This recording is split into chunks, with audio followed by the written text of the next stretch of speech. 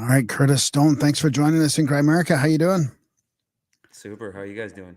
I don't know. Okay, we're in the middle of a cold snap that I'm pretty new to Saskatchewan, and I looked at today, like the next week is like -20, like the whole way. So I don't know. I'm just sort of trying to psych myself up for not being able to do too much outside stuff. I mean, it must be weird for you being in like homesteading and having everything there for you because you get some winter there too, right?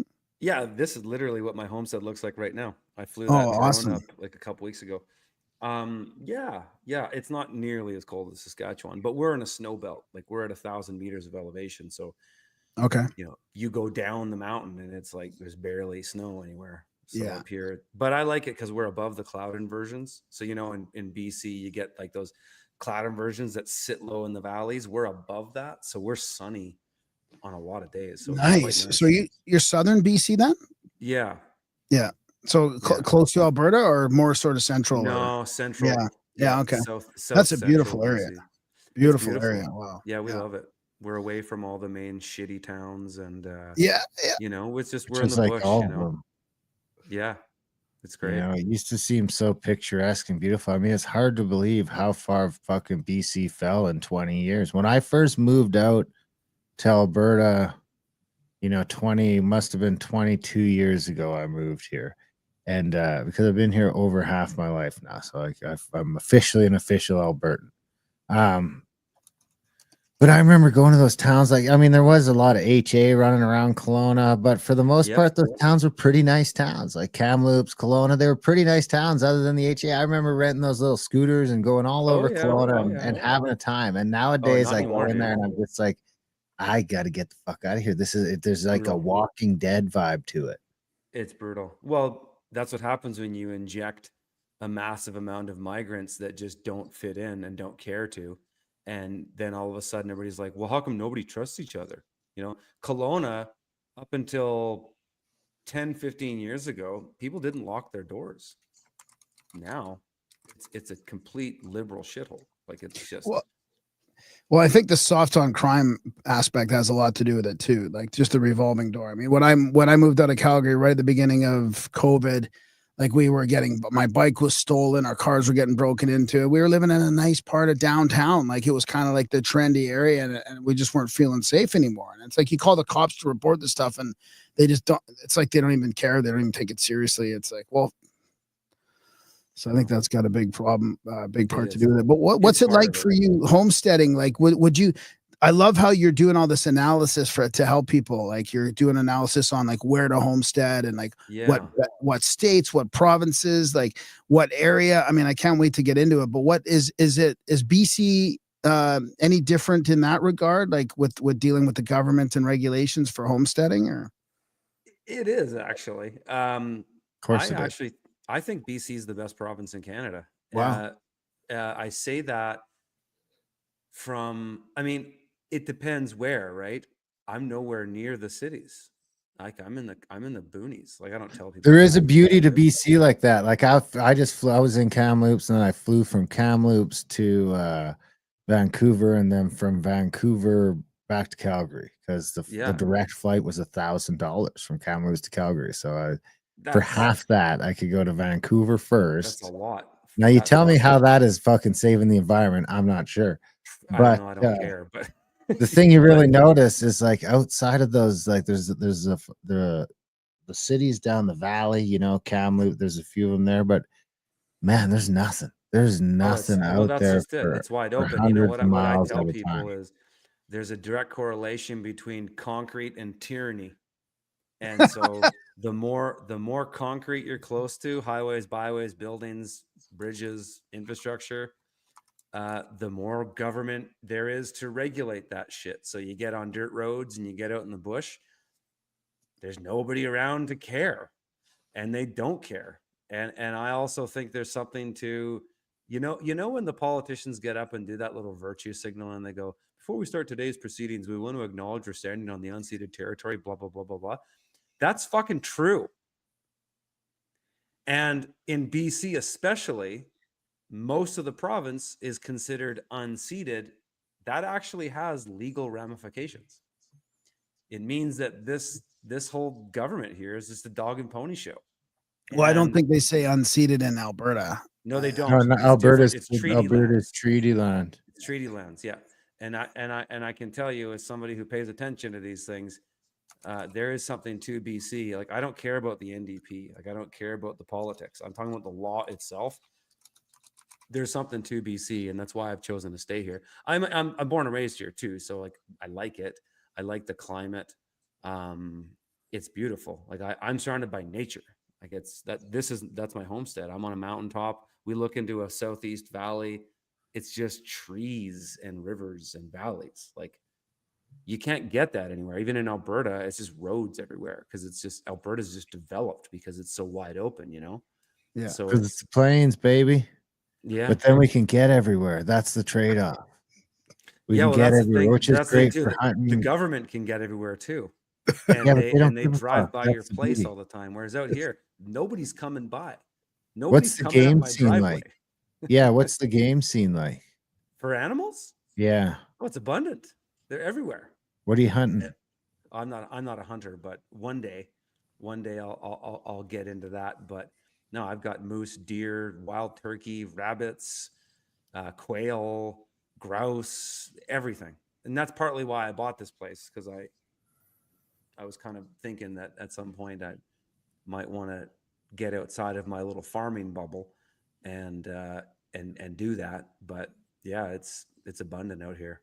Yeah, it's all right. I mean, the thing about Alberta and Montana is it's like it's not just abundant, it's the world class. It's literally world class. It's the best in the world. Alberta and Montana is the best hunt in the world. There's nears like that. I mean, Alaska might be able to give it a run for its money, Oh, but I'm sure it you aren't would. hunting a lot of elk in Alaska, and you aren't hunting any antelope in Alaska. So there's like Alberta and Montana just got so much going on. Montana's better because it's got the turkey.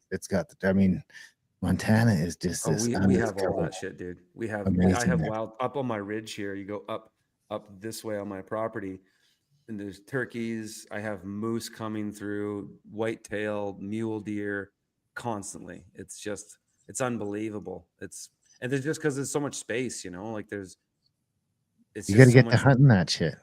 Absolutely. Yeah. One day, you know, it's like one thing at a time. You know, you take on a project this size, man. It's like I'm 4 years into this project, and Right. it's all encompassing. How long have you had your like Homestead Accelerator going? Was it all part? Was it part of this whole thing? Like, No, because I've been doing that in consulting for a long time. right. Getting people on farms and basically evaluating properties for them.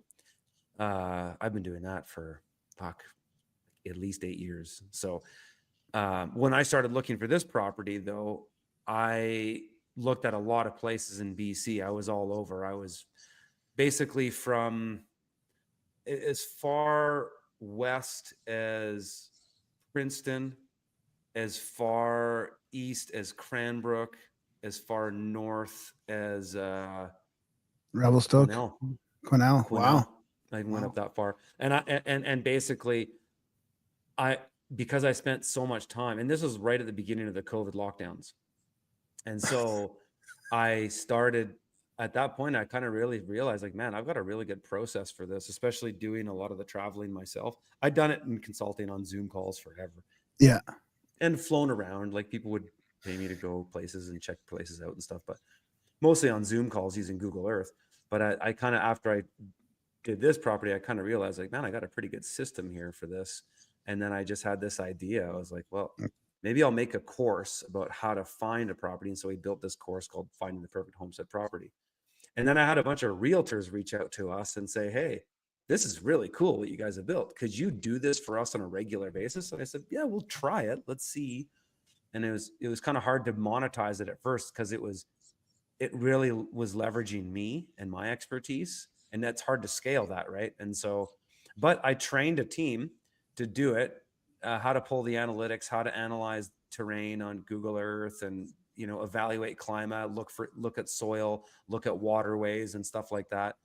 And yeah, I got this great team that do it, and we crank out 10 to 30 properties a week that are like banger homesteads that have everything you need for a homestead to grow food, live off the grid, have multiple water sources, good buildings and infrastructure, and all that kind of stuff. What a great idea. So you have like a rating system for all the, There's a like rating system. what are some of the other attributes that you talk about? I mean, do you include like government regulations, all that kind of stuff too? Like Kind of, how not deep do you really. I don't really get into that because that's too hard to, like, to, we could. I mean, if people wanted to pay 2 to 3 times more for the program, we probably Yeah, could yeah. do that. Yeah, But I yeah. don't know if they would, because people who live in those areas kind of know that stuff anyways. But Yeah, but what we do is we follow the 11 scales of permanence that kind of go through all. They're called 11 scales of permanence because they reflect how difficult it is to change something. So they start from the hardest to change to easiest to change. So it starts at climate, then it goes geography, then it goes water, socioeconomics, access and circulation, zones of use, soil, all the way down to aesthetics and experience. Buildings and infrastructures in there too. And so we basically evaluate everything on those things.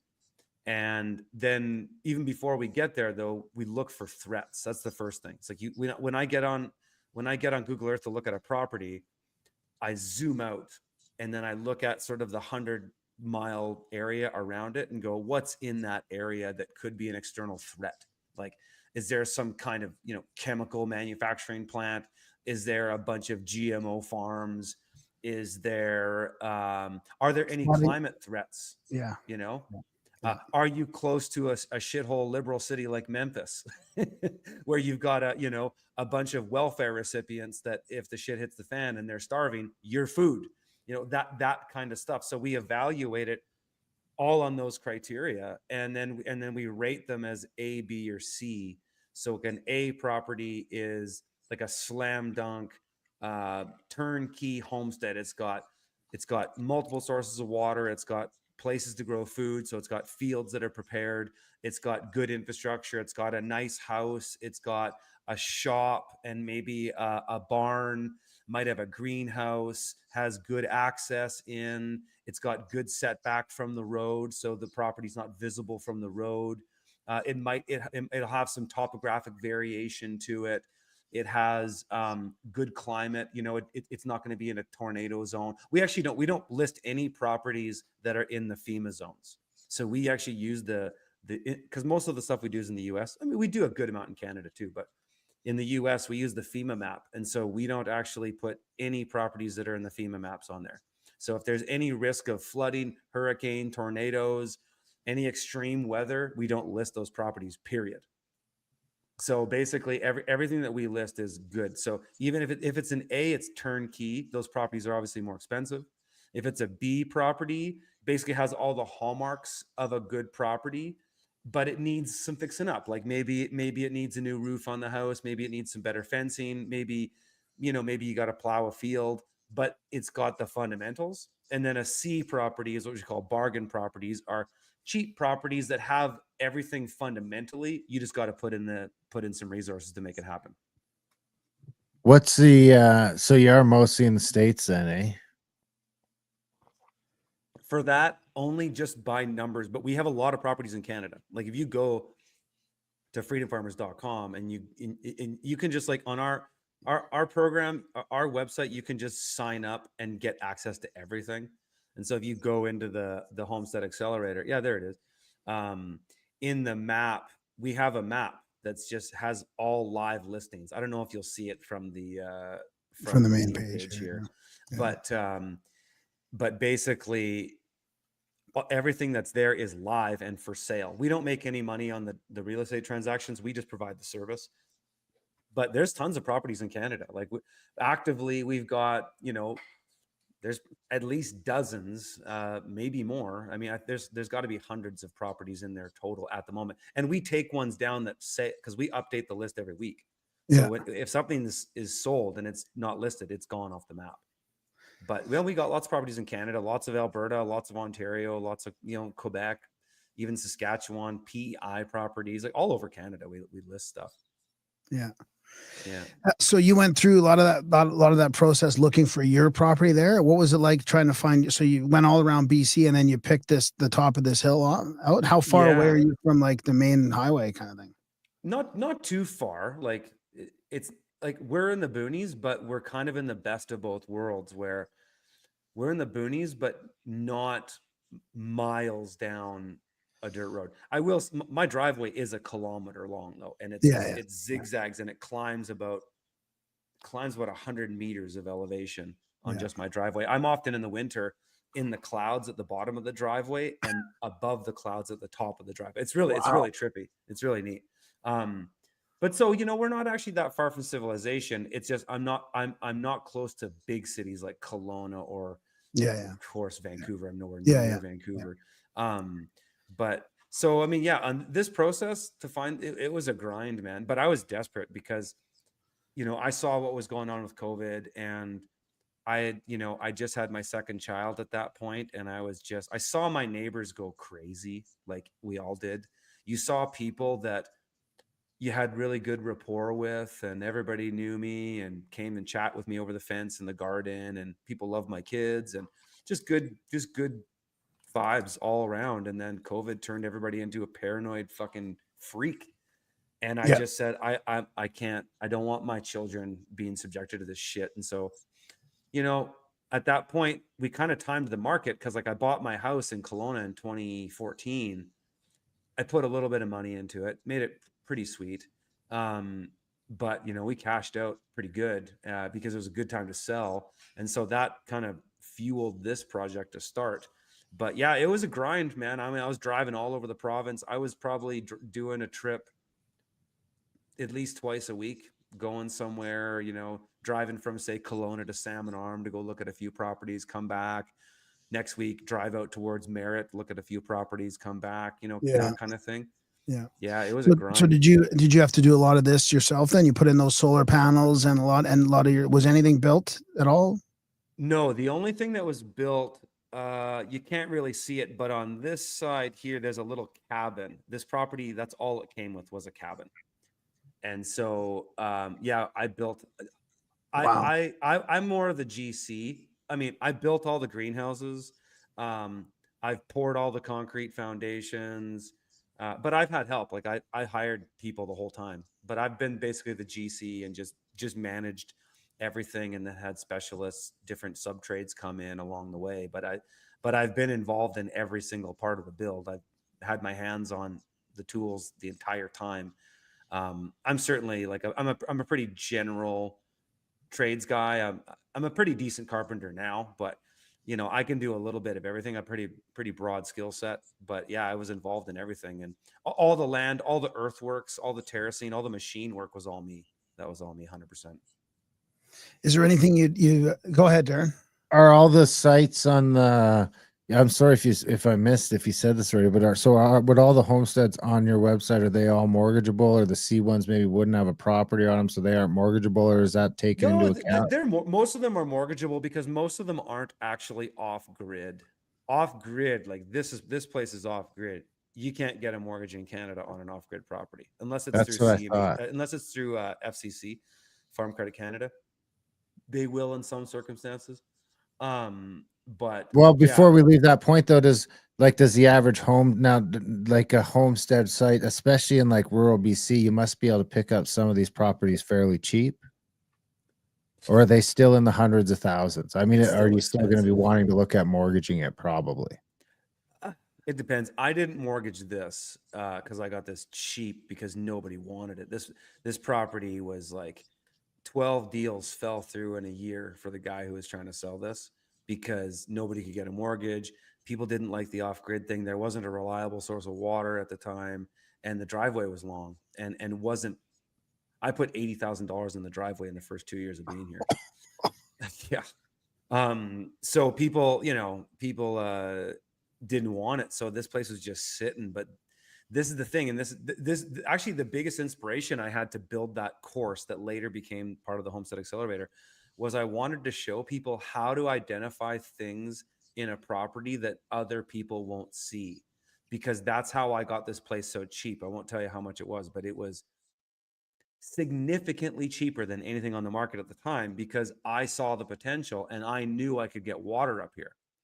And so, but most people don't know that, and realtors don't know it either. Most realtors are fucking lazy. And especially, and you can't blame them for to be a rural realtor is a tough gig because it's a lot of driving, right? Yeah. You got to drive like half hour one way to show a person a property and then drive a half hour back. Like to do that 3 or 4 times a week sucks. So I get Oh it. yeah, and in the city, all the prices are skyrocketing, so you make more commission off the Well, that's it. just off the If prices you want to be a alone. realtor, just sell single family homes or condos in a big city, right, and turn and burn. Yeah. But but it's a lot of competition, and that's the appeal to being a rural realtor. I actually once I built that program, the Homestead Accelerator, I actually started to get my real estate license because I was like, hey, I should just understand this process more. Yeah. And then I just realized realtors get taxed to high hell, and I was like, fuck that. So Even so if why don't they're an they? Indian on unceded territory? What's that? What if they're an Indian on unceded territory? Then can I elude the taxes? There, yeah, we got some stuff we could talk about off air. Yeah, we should talk about that because I am we could get a into. I'm Yeah. I'm a BIPOC. I'm a card Perfect. carrying Yeah, there you BIPOC. go. Here's my card, my victim card. Lay it on the I table. have a victim card. Yeah, no, That's there's probably some stuff there, but that's the thing. Like the whole system. I don't want to open a can of worms, but just the whole system's a That's damn okay. comedy show. It's all a joke, and It seems to be. everything is just your signature. And so when you start to really understand that fundamentally, you can live with a whole level of freedom that you never thought possible. It's kind of like, imagine you were put in a cell in this big fancy prison, and when they arrested you, they walked you through this prison and you went through all these security checkpoints, and you're just like overwhelmed with how much security there is. And then they throw you in the cell, and a guy tells you, dude, the door's not even locked. And you go and you fucking check the door and it's not even locked. But you thought this whole time it was locked because they hyped it up. And I think that's sort of a metaphor for actually how the system is like, it's all just a psychological game. And when you really understand how it all works, not that I understand how it all works, but I've got a pretty good understanding of it at this point. I've been Enough to truther for 25 years, reading the law for 10. And basically it's just a joke. It's all just this joke that they want you to just be so fearful that you don't even think to check the fucking door. Yeah. And most people don't. Because your friends and neighbors will be like, don't do that. You're gonna check the door. What do you think you're gonna do? It's like as soon as you think start they forgot to talking lock shit. the door? Well, it's just like during COVID, you started talking about stuff and people just like shoot you down, right? It's like it's the sheepdogs that come out, and they're the ones that actually do the policing, right? Just like during COVID, it was the corporations that did all the policing. The government actually didn't do that much. They just put out their little press releases, and the media ran with the rest, right? Yeah. Yeah. Sad. So what's it like for like, just because the attraction to me is that you could live like a life that's a little bit cheaper if you didn't have to mortgage it, which I was going to ask, why can't you mortgage an off-grid property? Well, mostly because it just comes down to the lending policies. At least this is what I understand, is that they can't leverage you as much. If you're off grid, they can't turn off your water. They can't turn off your power. So they just have less control over you. Right. Also, maybe they could make a case as far as liability too, that maybe, because you're off grid, you have a bit more Risk. Yeah. like fire risk or whatever. You have a lot of less risk though in some ways, because you don't have junkies going through your garbage cans to look for pop bottles.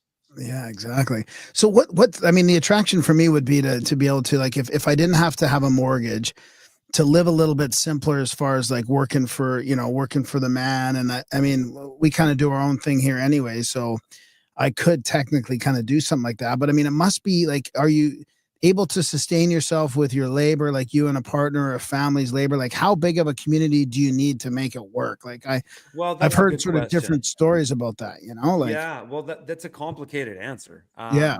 I mean, for me, I've been a multifaceted entrepreneur for a long time. So I haven't been like, I don't work as a trades guy.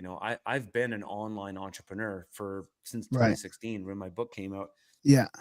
And that kind of freed me up. I stopped farming at that point, like I wasn't doing a lot of the things that I had done in the past. So I wasn't chained to a particular place. So I got somebody coming in.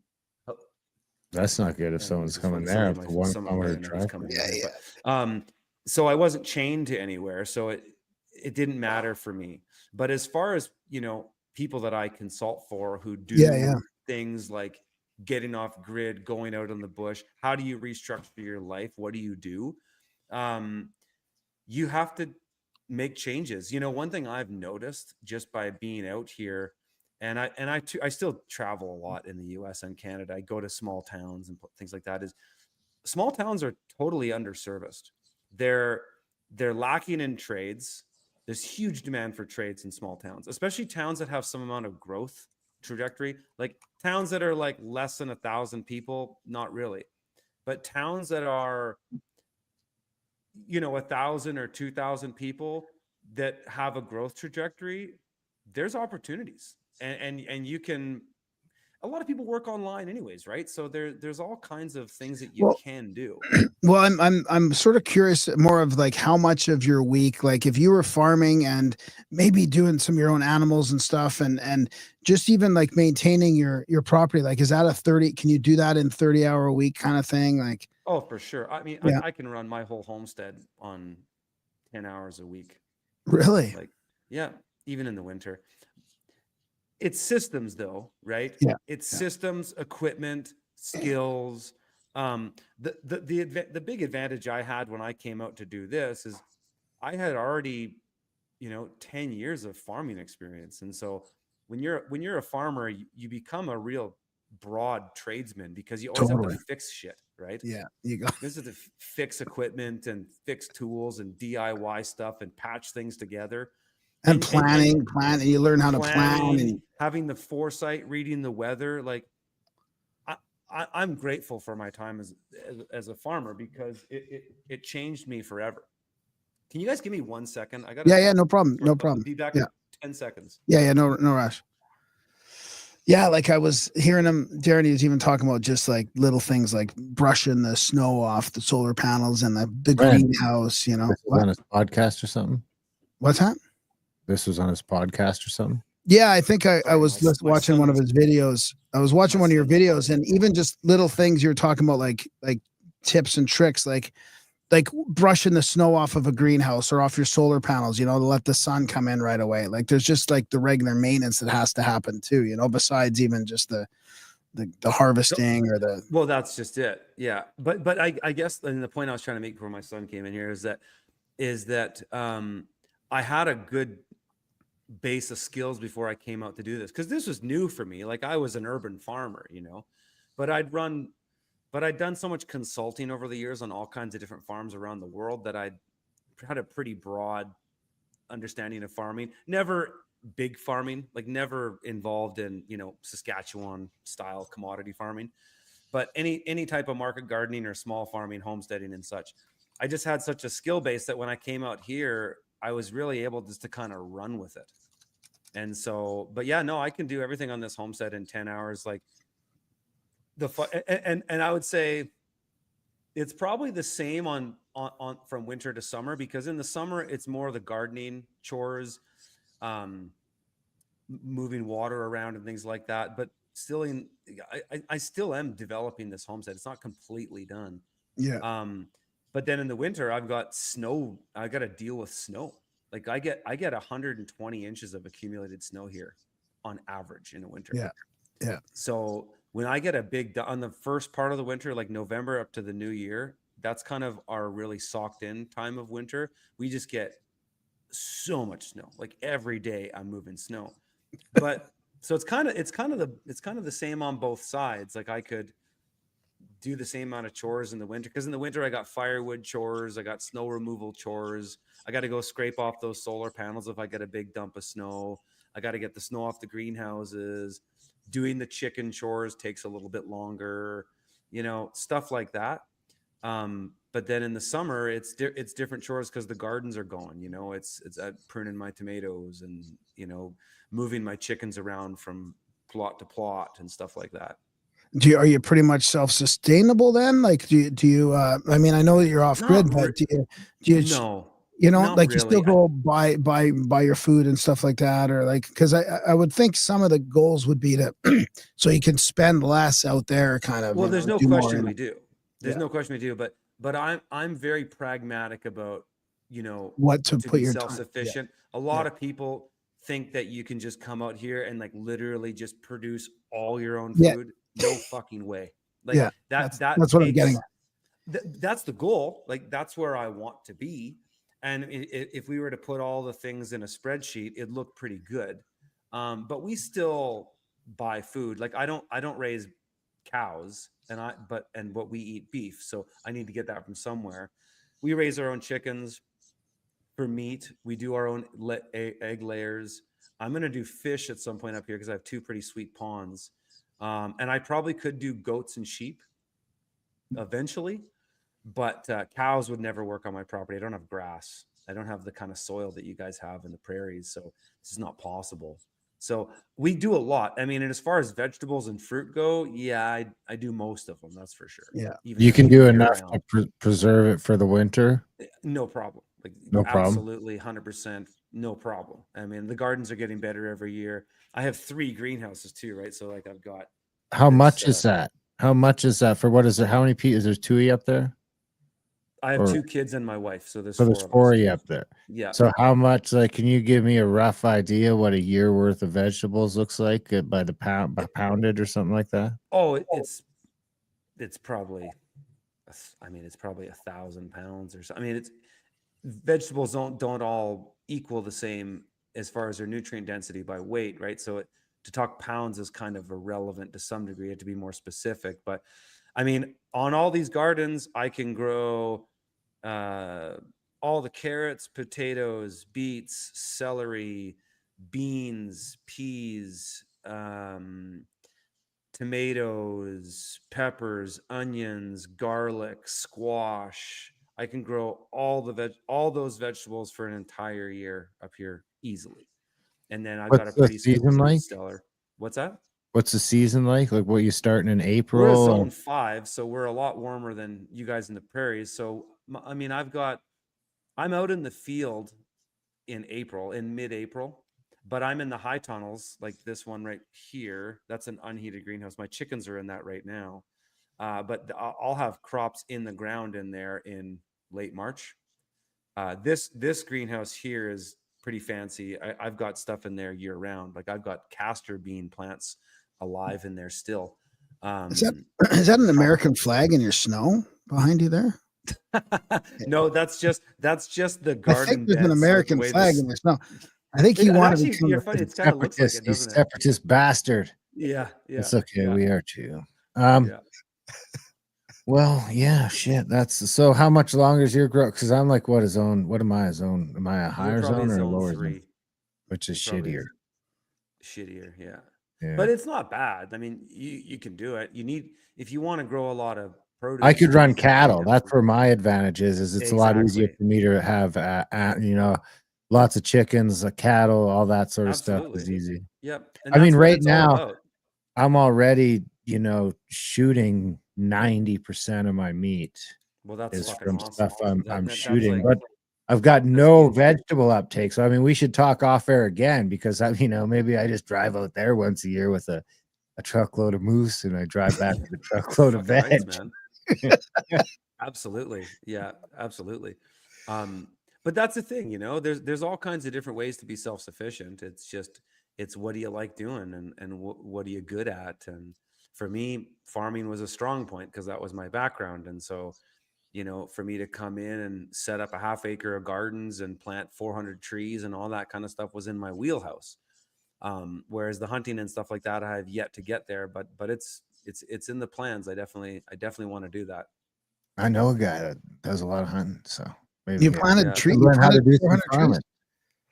farming. What's that, Graham? What were the trees for? Fruit.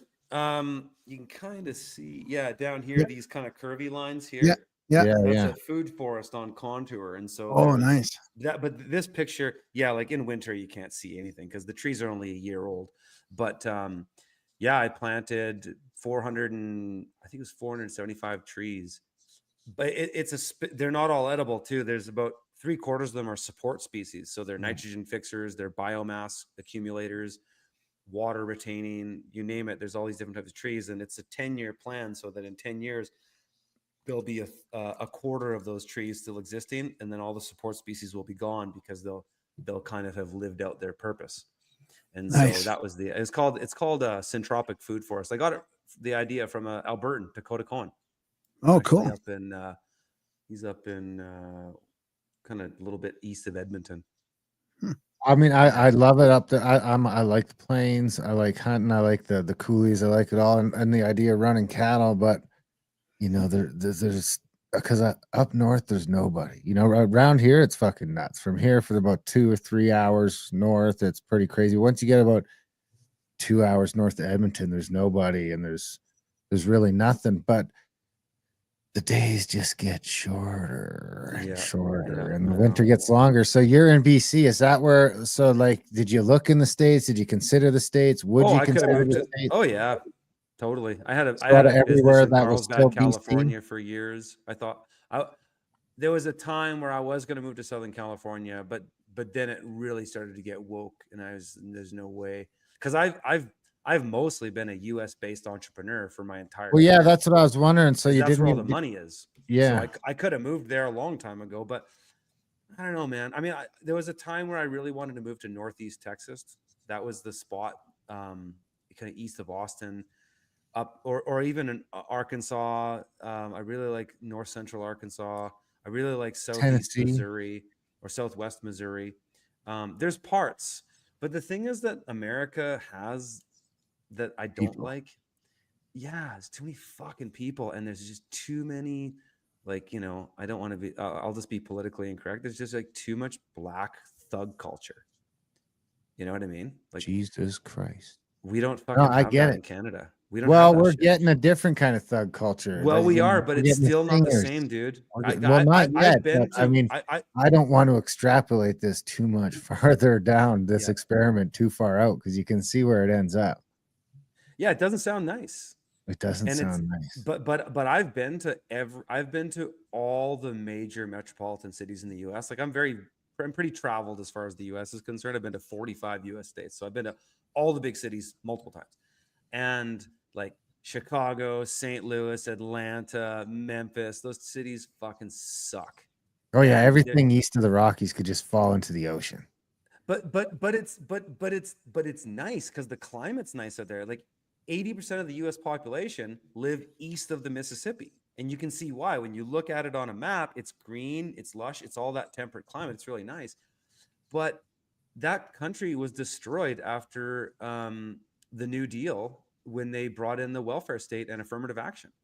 And you have that culture down there that sucks. It's just like it's not safe, you know? Like I would never take my kids to those cities. Never.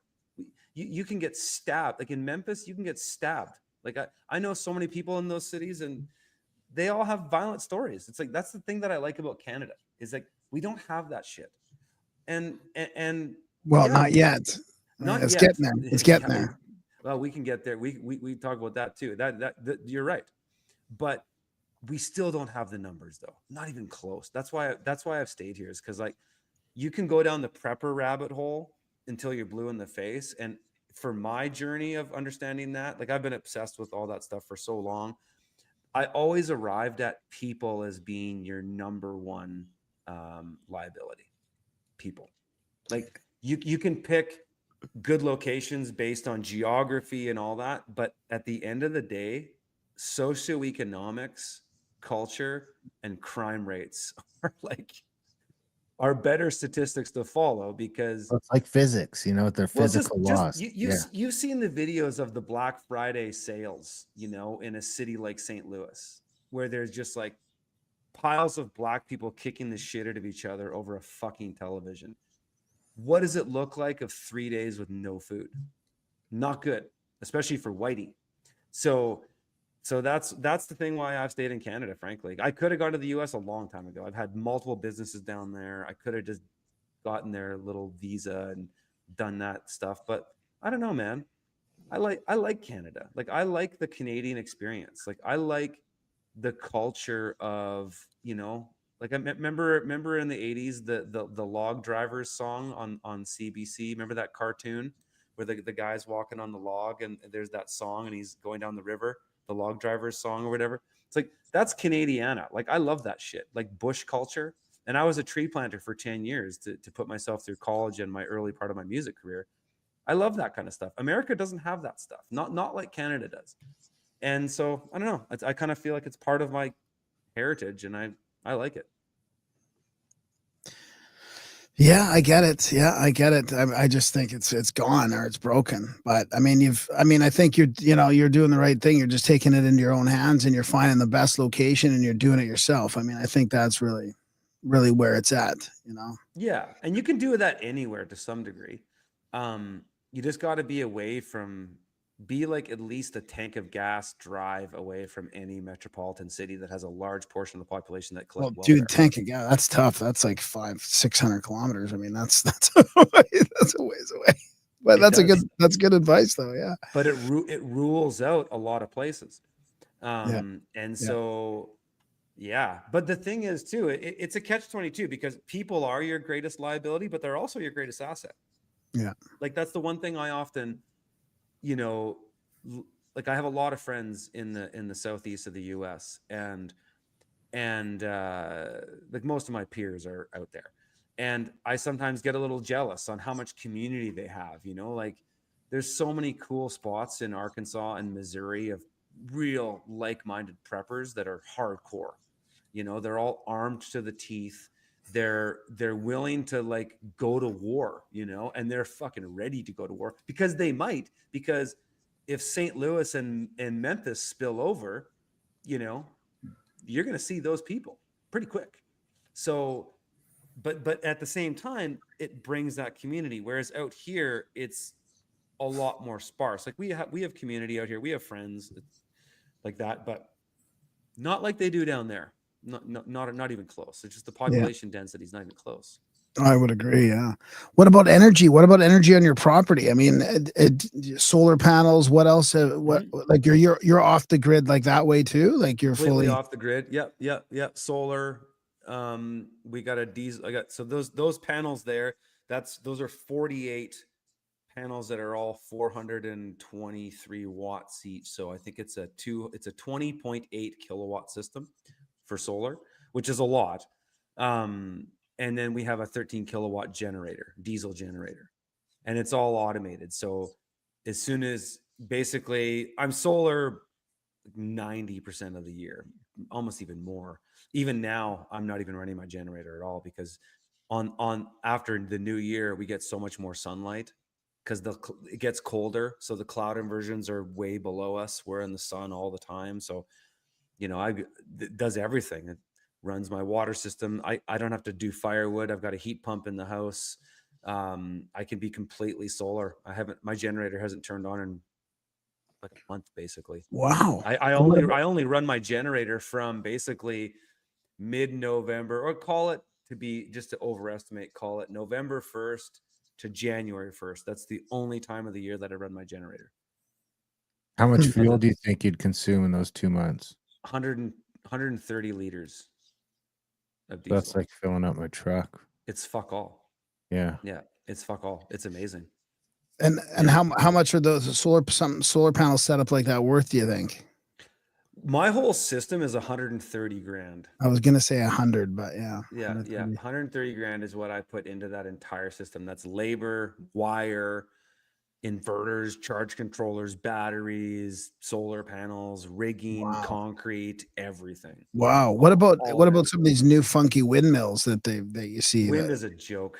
Wind is a fucking joke. Never get wind. I mean, well, here's the thing that's interesting about wind is if you have enough wind to get power from, you don't it want to be sucks there to live there because it's windy all the time. Yeah. You know what I mean? Yeah. So wind sucks. So, and actually I have two wind, you can't really see them, but they're behind this little greenhouse here. There's actually two wind propellers. They're two 200-watt propellers that they came with the place, and they're useless. Like they're just, It's a joke. It's only ever windy when it's sunny, except the odd time in the deep of winter where I get these like cold winds at night. But it's not worth it. It's not worth the infrastructure. I mean, hey, somebody might have a case for it somewhere, but I find generally speaking with off-grid tech, you're better just to have more solar. Yeah, no, it's good to know. Yeah. You need a generator. And if you can do micro hydro, if you're close to a river or some kind of gravity feed water system, absolutely. That's the best because it's just it's constant and it runs at night. But solar is pretty much just the name of the game. Solar and a generator, either a propane or a diesel generator. Especially in another 5 or 10 years, like I feel like in the last 10 years, the solar has really come a long way. Oh, it's unbelievable now. You can get bifacial panels now. I could switch up all of these panels I have to bifacial panels and get another 25% kilowatts without adding anything else. So it's come a long way. Are they static or do they follow the sun at all? They don't track. There's no point to doing tracks. Like if you crunch the numbers on tracking, it's not worth it. It's not worth the engineering. You might as well just add more PV. These basically are all fixed. So the one in the middle is true south. This one is southeast, and this one's southwest. And then I do change the angle at every season. So these are in winter mode right now. They're almost vertical. And then in springtime, they'll go to that, and fall would be the same. And then summer, they'll kind of go like that. That's fascinating. How often do you get snowed in up there? It depends on the year. Last year was rough. Last year I put in 1 week 50 hours on my skid steer. It was fucking nuts. But it was only because I had construction guys coming up here that I needed to maintain the driveway like that, because there was like materials coming up the driveway and trailers and stuff. I don't really ever get snowed in. I mean, I can always get down, and I can just push with my skid steer down. So I can always get down. But yeah, we can. I mean, we're in a snow belt, man. Like we can get 2 years ago, November 3rd, it snowed for 3 days straight. 4 feet of snow landed in that time. And it was insane. And I was so not prepared for it. I didn't have as much of the right equipment as I do now. And that's the thing. You got to have the equipment, like my skid steer is my number one piece of equipment up here. And I got a snow blower for it. I've got a blade. I use the bucket a lot on the landings and stuff like that. I've also got a push snow blower. I've got all kinds of different shovels to deal with snow. Like it's certainly a job, but I like it, man. Like I get a lot less, as most people do. You get less exercise in the winter. So yeah. I really like the snow work. I enjoy it. I won't lie. There's times if we get a big dump, I'm like over it. I'm over it now. But overall, I kind of get stoked when there's a new snowfall. I'm like, oh, sweet, I can go and smoke a joint and fucking go and shovel snow for an hour. I kind of like it. I got a plow on my quad, and my driveway's not as long as yours. This boat, it's maybe 200, 300 feet. So it's a thing. But I'm looking for a tractor because I'm always constantly. I mean, my problem here is moving hay. Yeah. Moving 1,500-pound fucking bales of hay around. It's just I have not found a fucking easy way to do it with my truck. I always get it done, but it's never the same. You gotta have a tractor, dude. You need a tractor. You just stick that thing in there, and it's got those big, huge back wheels that go slow, so it never gets stuck. Because half the time is my truck. Now it's fucking snow, so my truck's just stuck while trying to pull the hay. When I'm done my construction, I got 1 more year of construction up here, because even my house, like we live in that house now.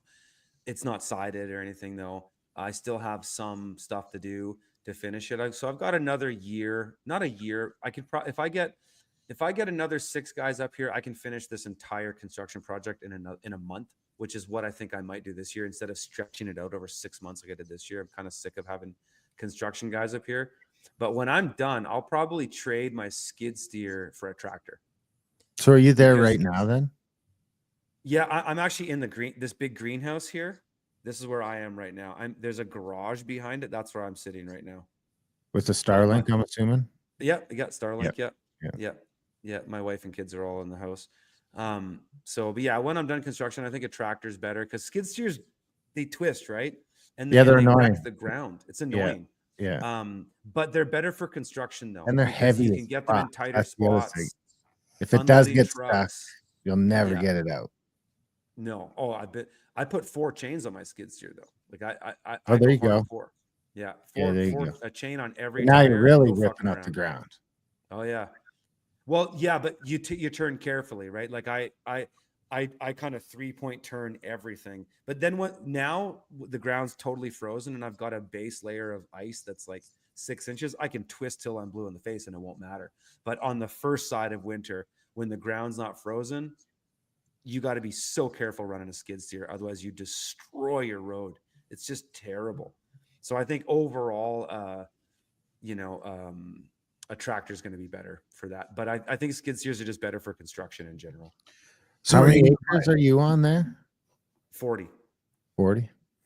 Yeah. so are you going to buy like a new tractor or an older one, or do you have like have you had one in I'll get mind? a new one for sure. I mean, Fucking I love brand new John Kubotas. Deere. Well, I like Kubota. Kubotas. I'll probably get a Kubota tractor with a cab. Was that Japanese? They're Japanese, yeah. You son of a bitch. You can't buy an American John Deere. I hate John Deere, man. I go, John Deere's are shit. But hey, I could get into a debate with a lot of farmers about that. Kubotas are amazing. Their financing is amazing. They're also too, you know what? When it comes down to buying a machine, one thing I learned from, because I shopped around for a long time, is you can look at Bobcat. Depends what you want, right? If you're talking farming, it's a different thing. But for construction equipment, it's like Bobcat, Kubota, and John Deere, and maybe what's the other good ones? The yellow ones. Cats. All that really matters is how close your nearest service guy is. That's the main thing. Because if you buy a machine in a town an hour away and you need something, well, it's a pain in the ass. So I have a good service guy who's close. And so that was actually the final decision for me on the Kubota. But I have 2 machines. I've got a 4.5 ton excavator. It's like the K040. Great. It's got the 6-way dozer blade. It's fucking amazing for construction and for terracing. And then I got the SSV 65 for the skid steer. And those machines, I love those machines. I've had them for 3 years now. No problems at all. Just keep up with your regular filters and stuff like that, and oil and greasing. And man, those machines are solid. I've never had a single issue with them. Well, I'm gonna have to take a look at the website because I'm like, yeah, I got kids that are growing up fast. So I'm like, in 10 years, I'm like, man, what am I gonna do? Where am I gonna go? What am I gonna, we've got this thing we built and we're the ability to we got sort of that fuck off job, and it's awesome. Is where so it's like where to go. So I'm gonna have to take a look at that map. But I think I do want to run some cattle. I have this thing in the back of my head of having some horses and having 20 or 30 cows that I'm chasing around, and I think that's so.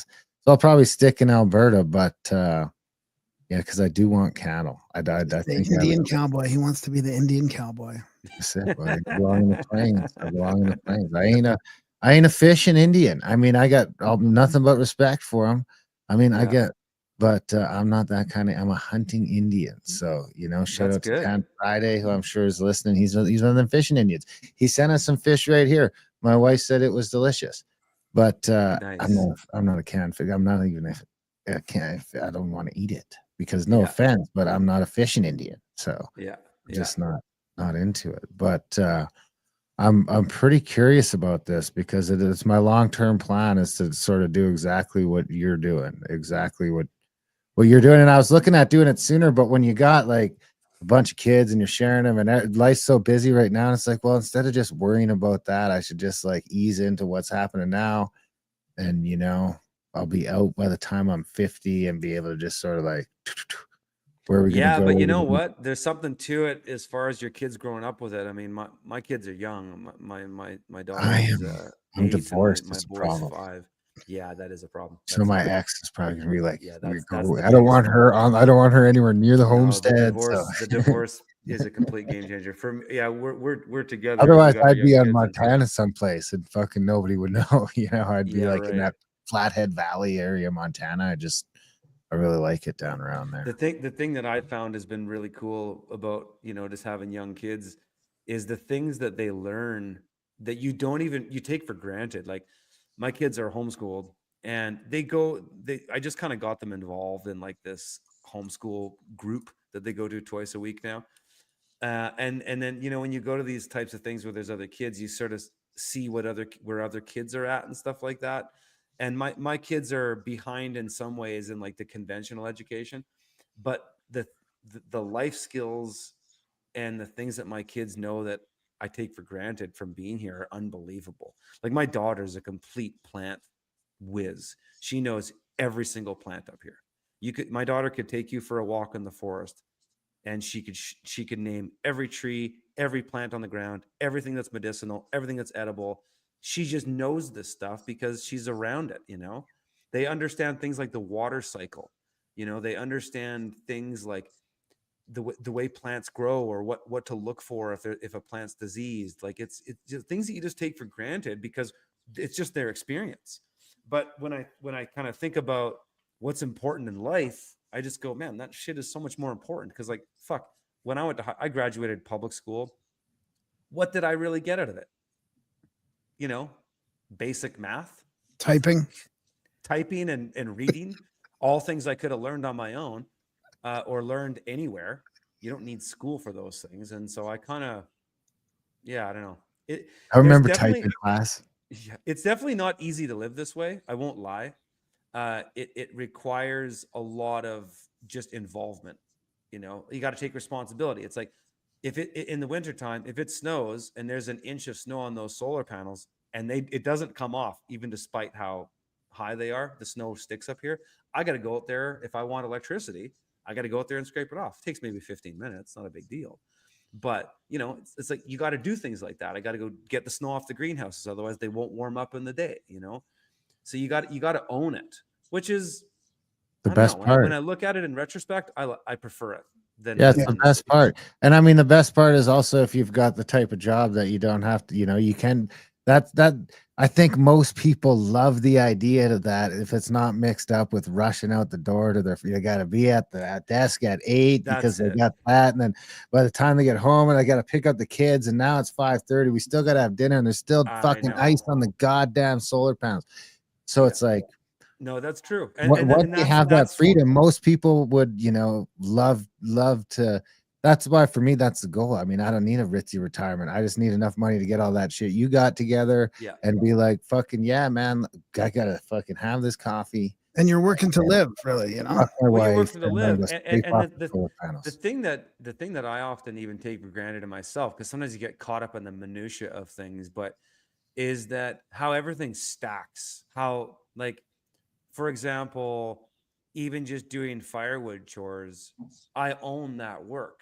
So I go out and do it. I'm getting exercise. It's a great way to get exercise. It's every man's got to fucking chop firewood. You know what I mean? It's probably one of the best things a man can do, Yeah. and have your son learn it. It's like, it's so classic and great, but you're getting exercise, you're breathing fresh air, you're out in the sunshine, and you're making heat for your family, and no banker taxed you for it, right?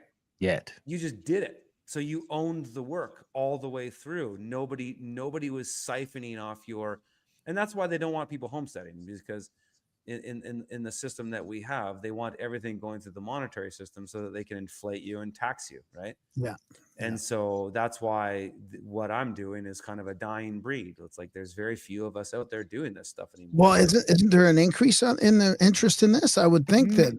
Yeah, well, there is, but when you compare that to all the immigrants that are being pumped into this country, Yeah, I'm sure where it it used to doesn't work be, out yeah. that way. But yeah, no, there is. There's a massive growth in it. I mean, during the COVID show, it exploded. I mean, our Freedom Farmers business did extraordinarily well during that period because we had information that people were just dying to know.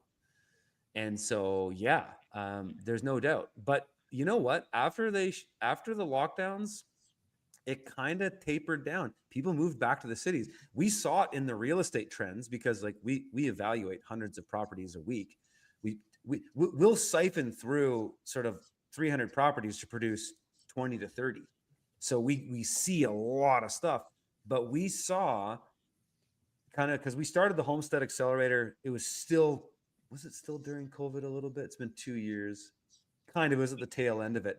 But we saw a lot of people move out onto the land. And then a year later, a lot of off-grid properties came on the market. And not just off-grid properties, any kind of homestead property that had a lot of turn and burn stuff where you could tell people were just building shit really quickly, like really shitty generator setups and, you know, really ad hoc solar rigs and stuff like that. We saw so many of that. And so it was a signal that a lot of these, maybe they were liberals that were just like, I want to be off grid and I can work on Zoom anyways, but then they weren't cut out for it. Because most people aren't cut out for it because you got to deal with shit. You know, I had in the first year I was here, I had 20 bear incidents up here. 20 bear incidents. Wow. Yeah, where bears were smashing shit. And now I've got a really good. You're not allowed to shoot them either, right? Well, yeah, we don't want to talk about that, but I've got a fence area here. You can't see it because I put it all along the tree line, but I don't have bear. I've got a good dog and a good fence, and I don't have any bear incidents. But in the first year before I had that fence, it was insane. And so it's stuff like that where you're just like, holy shit, man. Or even deer. Like before I finished the fence, I started gardening a bit. Deer would completely just shred the garden overnight. And so yeah. You know, you really got to own it on everything. And you know, my insurance policy are all these systems that I've put into place, even with fire. That's a whole other subject, is how to mitigate fire and stop fires. Because like we're in boreal country. It's Douglas fir, it's fire country. Yeah. Yeah, not even necessarily by your own making, lightning strike or whatever, right? It could just be coming up the hill. Yeah, or Trudeau's operatives out lighting fires in the forest, or you know, whatever it is. You know, all that climate change, you know, it's like something's going to. Climate change. Yeah, it's not changing fast enough. Throw some fuel. When you see how simultaneous some of it's starting, it seems to me even sometimes more a little nefarious than that. I mean, it's like the three purple-haired fucks all light the fire at 6:46 p.m. because sometimes it's like that. It's like, you know, I feel it's almost like. Speaking of fire, how do you heat those buddies in China? Yeah. What's your heating? How do you heat the place? I've got multiple ways to heat. So in the main house and the greenhouse garage, I can heat with propane. So forced air, propane, central air system. That same central air system also has a heat pump. So when I have lots of solar electricity, I can run the heat pump and I don't even need to light wood fire. And then I've got wood fire. I've got a central boiler. So this little building here, I've got a central wood fire boiler that actually heats this greenhouse, and the house, actually, and the cabin. So if it's like, if I want to, if I have, say, guests in the other house and I want to just heat everything with one fire, I can run that boiler and heat everything. I don't really use it. But I've also got wood stoves in every building as well. So I've got, you know, all the comforts and conveniences of a normal home, but I've also got the redundancies of an off-grid home where I could just have one stove. And in the house now, I've got this sweet setup. If people follow me on X, I've posted a little bit about it recently. I've got this wood stove from this company in Quebec called J.A. Roby. It's a wood cook stove, and they're really skookum. Like, they're nice. It's got the wood burner with the catalytic converter, so you can dampen it down really low and run a burn for 8 hours. And it's got an oven attached to it, but I've mounted a water boiler onto the stove. So I heat my hot with one stove. I heat my hot water that's all tied into the water of the house. So whether I'm doing laundry, filling up a bath, taking a shower, washing the dishes, whatever. So I can heat all the water, heat the house, and cook on one stove. Wow. So it's like the ultimate off-grid redundancy. And I'm even going to be finishing a part of it next year, this season, where I've got rainwater catchment on all these buildings. So they all this on this building and this building, all of the rain and snow melt collects right down here. I've got these two 1,000 gallon underground cisterns. So all the rainwater and snowmelt goes through there. So if I don't even have electricity, I'll be able to have water because I've got a Wow. manual pump in the downstairs utility room. Whereas, because like I've got a well up here, it's amazing. I've got like deep mountain water, pure as pure can be, but I need 2 kilowatts of electricity to pump that water. So in say an EMP scenario, like real shit hits the fan type of thing, You got I'll be able 2,000. to have water, heat, cooking, and warm water with no electricity and only wood. What's that kilowatt look like? Like, can you, is there, so how deep is that? 300 feet. 300 feet. Can you get it up manually if you need to with a bike or something like that? Or there's systems? Yeah, there would be a way, but it would be difficult to do in the winter. That's the thing. But the beauty is with this my rainwater setup that I have on all this is that I've got snow rails on my roof. So you can see the snow stays on the roof, which is actually sweet because when the temperature waxes and wanes, there's all this water going through the gutters and it all goes underground. And so my underground tanks right now, it's -10 outside right now, they're full and they stay full because they spill over. So there's a spillover point. So whenever more water comes in, it just keeps flowing out. But the tanks basically stay full all winter. So And I've got and they don't freeze? no, they don't freeze because they're underground. And the plumbing on the front, I'll do a video on it at some point, but I on the front of them, I did all the plumbing. I built this sort of insulated room around it, and it's like insulated like a house. And so I've gone out there when it's -15 and it's still above 0 in there. Do So you do you have designs for all this stuff? Like, do you help people design their things? Because I mean, I heard oh you yeah, talking about even like designing it so you have less foot traffic every day and all kinds of absolutely. stuff. Yeah, Like yeah, that's it's been my wheelhouse forever. That's kind of the majority of consulting I've done up wow. until I started doing more law stuff. But Yeah, yeah, yeah. it is doing that. And so yeah, I help people do that all the time.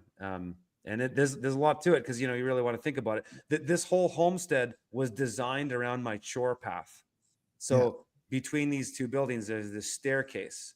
Yeah. And so it was all designed around me walking out either the front to go into the gardens or Yeah. walking out the back to manage the solar and all the stuff in the landing there. Yeah.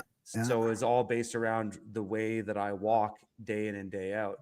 And so for the first few years, it sucked because we were living in the cabin over here, but I Yeah. was coming over here to do all my chores. Yeah. But now it's sweet because now we're in the house. And so everything is just so efficient now. And I walk between these two buildings and it's all covered. Like I put a roof in between them so I can walk out in my socks into the greenhouse of the garage.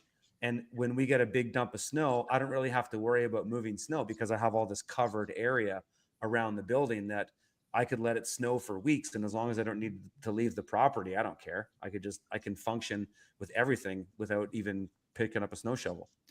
What are some top things before we kind of wrap it up? What are some top things that people don't take into consideration, or that like that you notice that people should pay attention to when they're like looking for a homestead or just in the middle of their homestead? I mean, is there a couple main things that always come up?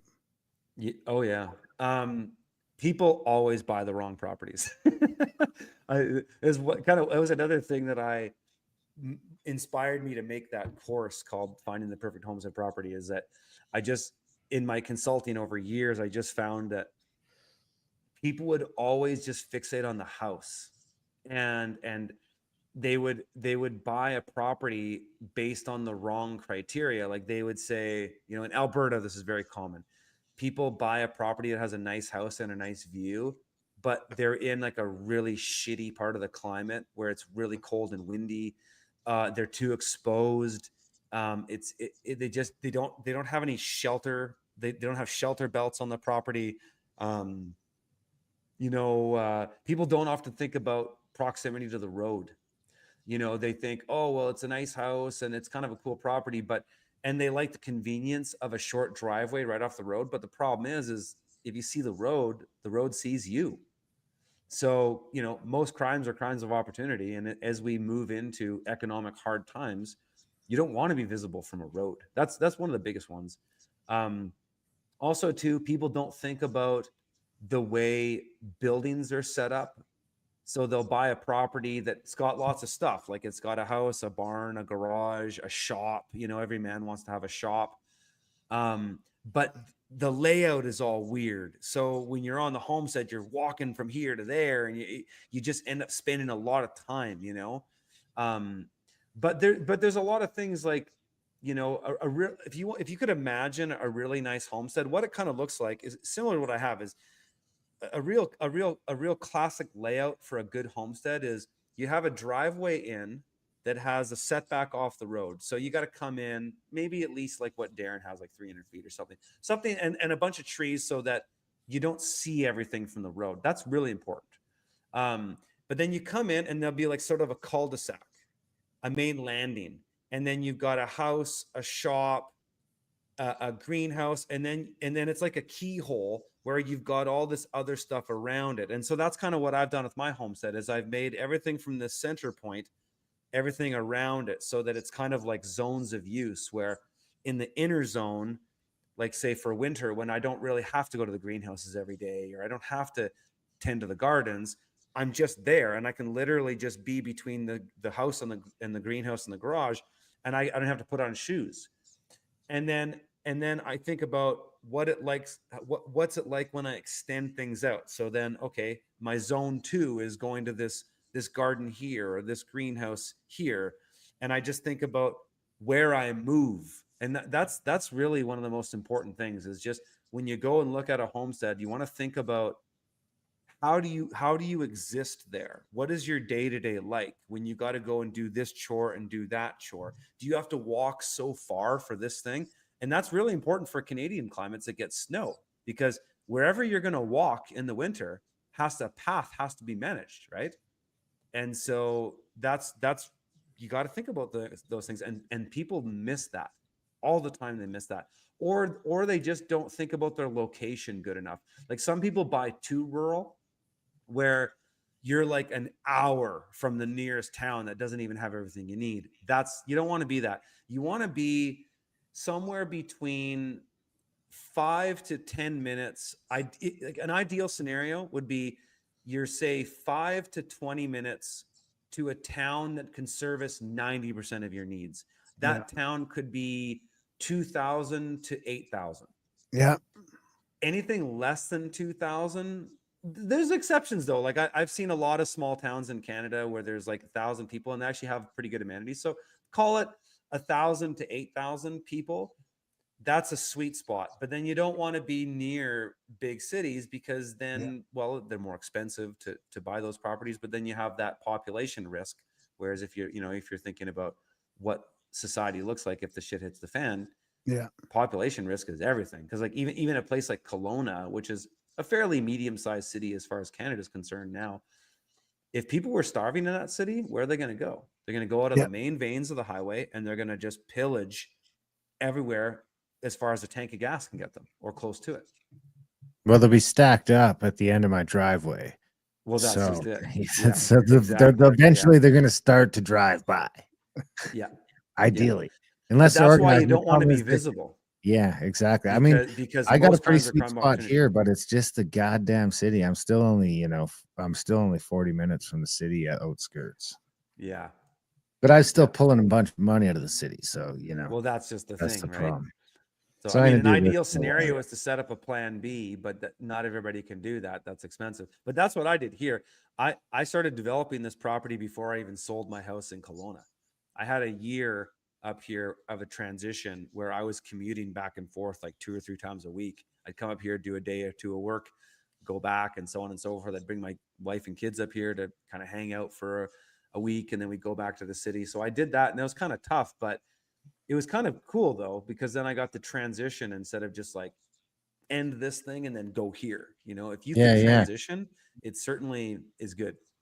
I can see it coming. I mean, it's close enough that it's not a pipe dream, right? It's not, it's like, damn, it's like 6-7 years from just being able to go wherever or do whatever. And I keep sort of leaning into this. Curtis, this has been great. I mean, I think we might have been following each other on Twitter for a long time before I got banned. I don't know. I swear I remember seeing you around on X like 10 years ago. Is that No, correct? dude. Well, No? no, you know what? No, it's true. I was it was a different account though. I had an Urban Farmer account on Twitter a long time ago. I barely used it though. I was mostly on YouTube. I was on Facebook for a while, and then I deleted it out during COVID. But I've mostly been on YouTube all these years. Well, this But has been a now great I'm chat. big Where now. can people find all that stuff? Where can they find your YouTube, your website, all that sort of stuff? Any links? Yeah, Can you give us all your links? freedomfarmers.com is where all my really meaty content is, the courses that I've built, stuff that really will move the needle for you. YouTube, I mean, I still have lots of videos there. I don't post. I've been doing videos for 10 years. I'm kind of tired of it, to be honest with you. But people can find me on YouTube at what is it, at Off Grid Stone? No, yeah, just Off Grid with Curtis Stone on YouTube. And then on X, I'm at Off Grid Stone. I post a lot on X these days. I kind of like it. But and I'm on Telegram too, t.me/SHTF Farmer. Yeah, that's kind Excellent. of where I'm at. Well, this has been great. Let's talk off air about. There's a few things we should talk off air about sometimes. So I'll get your email Totally. address or whatever Graham sent you, and we'll chat because we can maybe help each other out. Absolutely. Right on, Curtis. This has Thanks, been buddy. great. Come back Right on, anytime. boys. Thanks. Absolutely. Take care. Take care. And that was a chat with Curtis Stone. What do you think? Yeah, it makes me wanna get off grid a little bit. Really? You're gonna? I mean, well, it's weird because I'm doing rentals in our little place, and we're in a town that's I like was gonna say, I feel like you're getting a size little ahead of yourself. the size that he's talking about, right? 2,500 people, 2,000. It's like it's pretty good size. So I'll start small with this one. I'm thinking about maybe trying to figure out what to do with this, But Just saying, dude, Reynolds' his basement. All of a sudden, he's like, "I'm going to Homestead." I'll get you a look. Well, why don't we just get you a little place at the off in the corner of my homestead? You don't have to do all the work. I mean, Well, that's you know what's weird? I'll would tell be you the what's weird. ultimate way to So do it is I've been like- painting in Saskatchewan, right? I'm painting I'm end up like in these farmhouses, repainting farmhouses. So I'm seeing a lot of this this stuff. I'm seeing all these old farmhouses and built up and got extensions and renovations, and it's interesting to see it happen. dude, this is only a quarter section. So imagine if we went up like north of here and got a whole section. So 4 times 160 acres. So Four 600. times 640 acres, 4 times. Mine's cut off, so it's not a full section, but you kind of get the because of the canal there, but you get the idea, right? Yeah. So the one like next to me would be a full section to the fucking highway. That one that goes right from my thing, right to the highway, and then all the way down to the thing with the pond in it. That's a full section. Dude, you can have fucking 80 of your buddies out there. But you were talking about going up north and getting more even, right? I mean, you would. I'd like to get thousands of acres, ideally. Yeah, I'd like to. If I need to use my victim card, maybe I can use my victim card somehow. Someone knows how I can use my Indianness to make this easier. We're on the unceded lands of Darren Grimes, or I guess it'd be like. I mean, the other thing is just make more money. We could just, I mean, if we have more supporters, because I was looking at some nice parcels for like 10, 12 million down in Montana, where it's fucking like 1,200 acres with a couple of rivers through it. But it's like, I mean, the biggest one I looked at was thousands acres. I want to say it was 25,000 acres, and it was 80 million US. That seems a lot still. Dude, it was like, it's so crazy beautiful. I mean, it's basically, you got your own fucking Yellowstone, man. Not quite, man. Land, Yeah. man. I'd like to get a few thousand acres though eventually. Well, because there's gonna come a time. If anything, it's become pretty evident that there's gonna come a time when it's not a thing, and where it's extremely fucking difficult to get your hands on it. Yeah. As these mega corps keep gobbling it up and stuff like that. And one thing Curtis is right is that Canada's the last frontier for a few of those things. Right? Like that's another thing to think about, flying from Vancouver to Calgary and there's fucking nothing. For 12, for 2.5 hours straight on an airplane, there's nothing. Where And then in northern Alberta, it's the same sort of thing. The entire population of Alberta is basically Edmonton and south, is, you know, most of it. Then the rest is almost nothing. So you get, you know, up Peace River, east of Peace River up there. I mean, I haven't started looking yet, but I think you could probably look at getting 1,000 acres, or, you know, a section or two for not crazy amounts of money. I mean, if you want to go up to like, I mean, I think you could just go still like just fucking fence some shit off. Now, if you go like Yukon and Northwest Territories, there's probably some spots where you could just hit the Just shit. claim it. You're like, I'm an Indian. I've been here for. I think you land can do it probably here, if I'm you- claiming this land. I think they still have like squatters' rights up there, where if you build some shit on it, they can't fucking kick you out. But I mean, you're in the middle of. You want to talk about too remote? Yeah, but I like what Curtis is doing. How he's made it all like basically self-sufficient. You know. And that's from a perfect. point of view, with all the different redundancies. I mean, he's done it just. And then making your living on the internet. I mean, it's just perfect. You just sit there and fucking make money, and then go on a trip once in a while. All right, let's go to fly down to Vegas and just get a culture shock, and then hide out on the fucking mountain for another 6 months. You know, I feel like that we do enough of those trips and stuff that it could work out pretty good. It's like from the off grid to the Yeah. trip around. Yeah, the thing is, it's a lot of work, though. The daily work to upkeep and to maintain it, like it is a lot of work He said 10 just hours to do that. Yeah, but he's got it all dialed in, man. And to get to that level, I mean, that's like a dial it in. decade to get to that You level. don't think you could dial it in? I think you could dial Not it at in. his level, no. Anyway, shout out to everyone listening. Shout out to Mike, voiceover Mike. He read some books for us on Adult Brain. Anyway, big thanks to Curtis for coming on the show. Big thanks to you guys for listening. Even bigger thanks if you're one of the few people who choose to support our work over at grimerica.ca/support. If you got some value from this show, if you got some value from any of the shows that you've listened to, let us know what it's worth to you. Is it worth $1? Is it worth $5? Is it worth $10? $1 million? I don't think PayPal lets you do $1 million.